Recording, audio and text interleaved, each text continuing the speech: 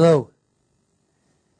It's a little bit of sadness and a lot of good feelings of goodwill that I am recording this for those of you gathering for the 15th anniversary of Tiimiakatemi. The sadness is obvious. I would love to be with you and many of my good friends who are in the room today. But beyond that is a big hearty congratulations. I have become, without anybody asking me to be, over the last 5 or 10 years, I think one of your best salespeople around the world. Every place I go, when people ask me about management education, I go, oh, well, you know, if you really want to see the future of management education, you should see Tiimiakatemi. So I wanted to take a couple minutes just to share why, as I was thinking about all that earlier today, you know, why is it that I have such heartfelt enthusiasm for the work of Tiimiakatemi? And maybe from that standpoint, a few encouraging words, but maybe stimulating ideas. You know, what does the future look like, and what might you be striving for? First off, the obvious. Tiimiakatemi is based on learning through doing. I often think it's kind of odd that we even think there is another type of learning. I don't really think there is. I think there is only one type of learning, and it's the same learning whereby we learn to walk and talk and all the other things we learn throughout our life that are really learning, real changes in who we are, how we think, our sense of meaning, our sense of purpose, and obviously our efficacy, what we can do, our domains of effective action.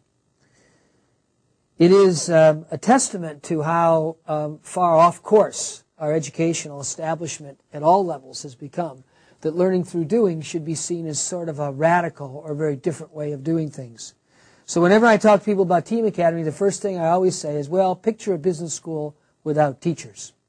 Now, of course, that always gets everybody's attention. They go, whoa. And you can just feel the little emotional chime ringing back there. A world without teachers. Because, of course, all of us learned what it meant as school kids to become obedient to the authority of teachers. And don't get me wrong, I think authority is very important. I think elders really matter. I think life experience is something we naturally revere and honor in others. But to create an educational system based upon that kind of authority in the rigid way in which schools have traditionally done violates the first principle of learning.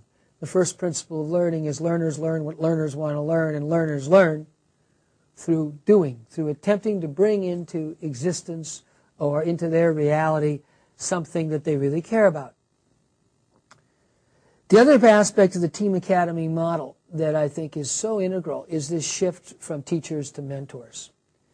In this way, Tiimiakatemi is going back to the oldest learning system, the original learning system, the system of education, if you prefer, that pervaded all of cultures, all of societies for almost all of human history, and that is apprenticeship. You have something you want to learn, you find someone who knows how to do it, and you go hang out with them.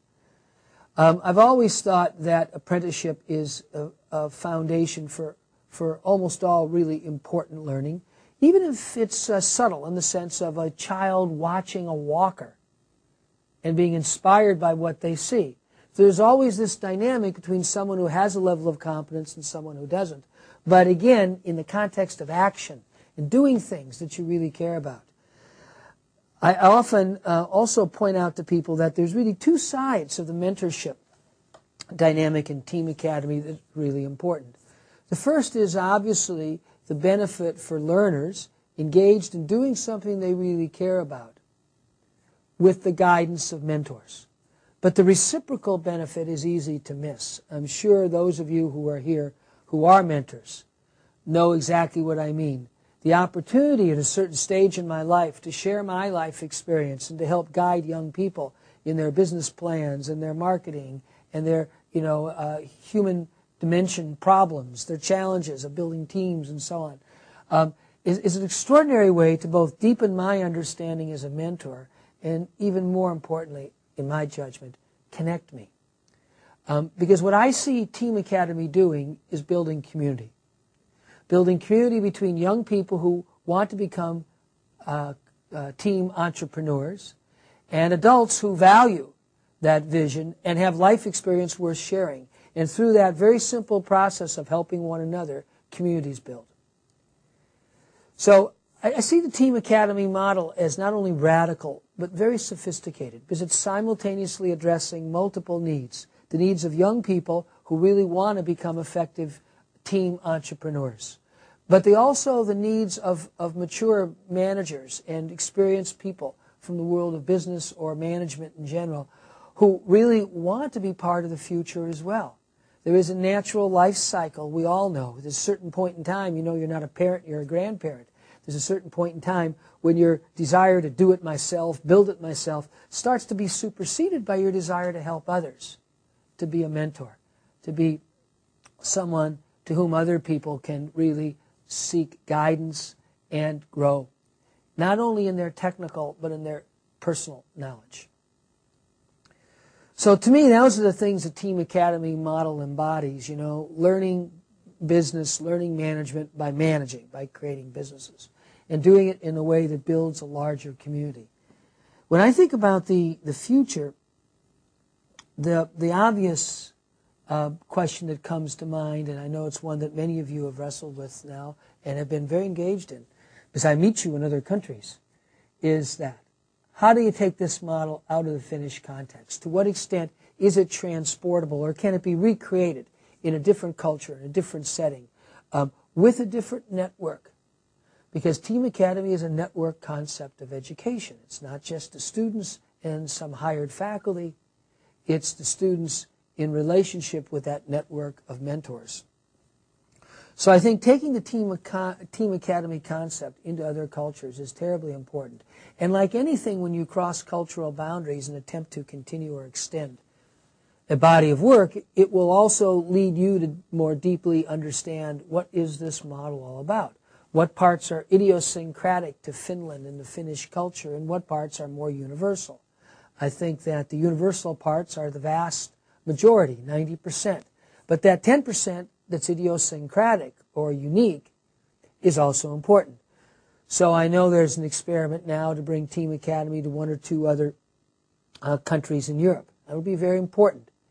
Again, not only for the process of establishing it administratively, establishing the rhythm of the Team Academy process, but also for building that larger network. The other thing that I think is going to be very important is to keep thinking about not only other Western cultures, but other cultures around the world.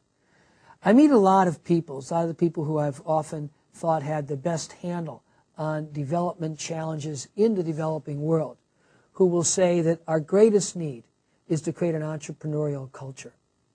Our greatest need is to develop a generation of people who can create enterprises, not just take a job, but also create enterprises that have a social perspective. In China, there is quite an interesting wave now of social entrepreneurialism. And I know that in most developing countries, there's a natural tendency for people who are building enterprises to have a little larger sense, because they can see the needs of their country. And they usually have a deeper sense that what I'm doing is for me, for my colleagues, for my business. If it's a business, doesn't obviously have to be a business, for our organization, but also for our society. So I particularly hope that Team Academy will start to have a variety of serious opportunities to bring the concepts and practices, the method and theory of Team Academy into Africa, into the Middle East, into Southeast Asia, in places where people really have identified a fundamental developmental need for their society as creating entrepreneurialism. And here, lastly, I'd just like to end with a comment that I've always loved the image of the team entrepreneur. And whenever I talk about Team Academy, I kind of get people to dwell on, what does it mean, this team entrepreneur? Because it's a lovely juxtaposition of two potentially opposite images. Team in the sense of a group of people doing something together. But entrepreneurialism is usually thought of by most people as extremely individualistic, often even very egotistic, and certainly in many cases very selfish. You know, I'm trying to make money here, and I want to build this business, you know, to make as much money for me and maybe some small group of people as possible. To me, I often think it's a real confusion of means and ends, and that may be a consequence of real entrepreneurialism, that is to say, building businesses that make a lot of money. But usually, in my experience, great entrepreneurs have a very different kind of impulse. I remember asking years ago C.K. Prahalad. Some of you may know C.K. from his writings on strategy. He was at the time, had moved actually out to California. This was in the middle of the dot-com boom, because he wanted to be there. He wanted to live it. He wanted to kind of see it from the inside. He lived for 2 or 3 years in California.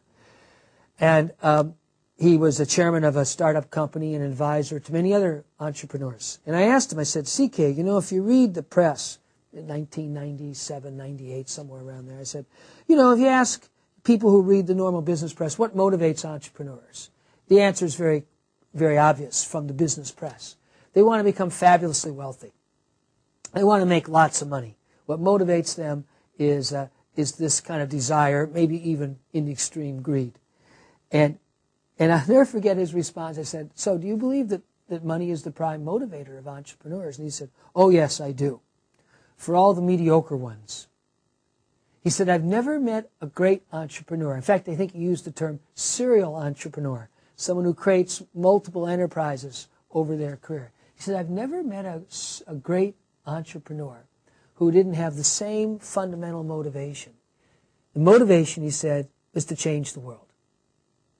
And they pretty much figured if they did it well, they'd make money, and that was great, and that would really help what they're doing. And they weren't like they were indifferent. They're not saints or want to give away all their money. People are very different about that. But this point he was making about this impulse, this deep impulse to change the world, it is exactly what I think people in developing country contexts are saying when they say we need a culture of entrepreneurialism.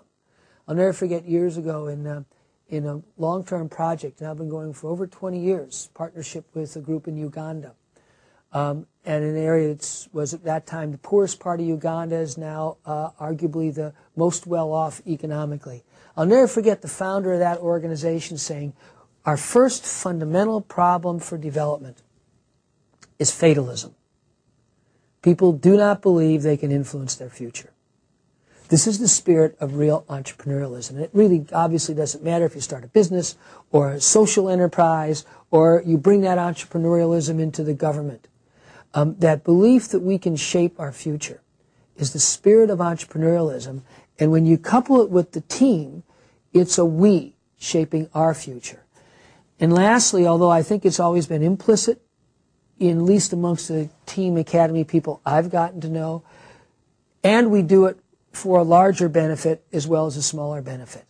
So whether you call it team social entrepreneurs or social entrepreneuring, I don't care what we call it, but this idea that shifting the mindset to we can shape the future that is actually one of greater health and well-being for my community, for my society, for the larger living systems of which we're all a part. This is I believe, the great promise of Team Academy. Congratulations. And now the next stage will start.